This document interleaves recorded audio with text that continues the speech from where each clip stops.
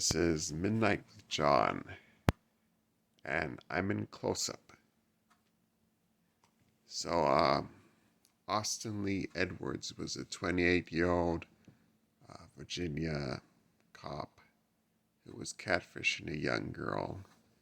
Then he traveled all the way from Virginia to California, and he apparently murdered her grandparents and murdered her mother and abducted her. That, and for what, really?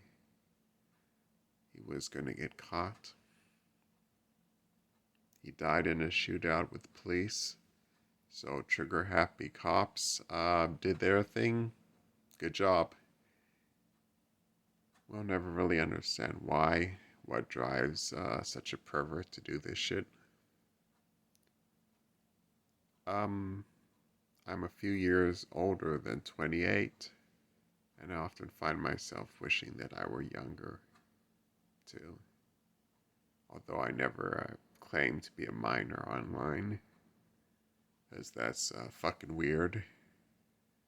I've certainly shaved a few years off my real age and Tinder profiles and such.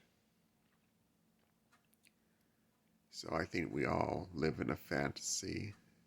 When you're young, you want to be a little bit older. When you're over 20, over 25, you want to be a little bit younger, maybe. But when you look at this Edwards guy, he was a hard 28. He was clearly getting in up there in years. He had a young face, sure, but he had a terrible receding hairline. And I assume he had a terrible body. So it was appealing to him, I'm sure, to pretend to be, I assume, a sexy college guy or whatever.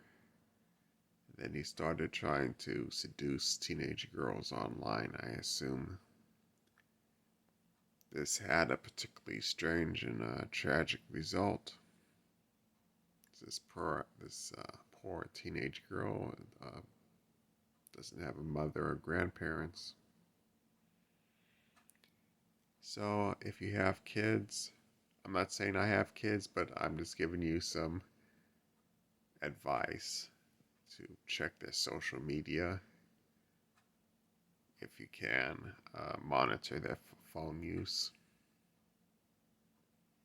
And if you so happen to be a minor, just assume everyone you meet online is really a 30-year-old, and consider that if it's safe to talk to a 30-year-old in certain ways. But this was an extremely bizarre case because of how far this sex offender took his obsession.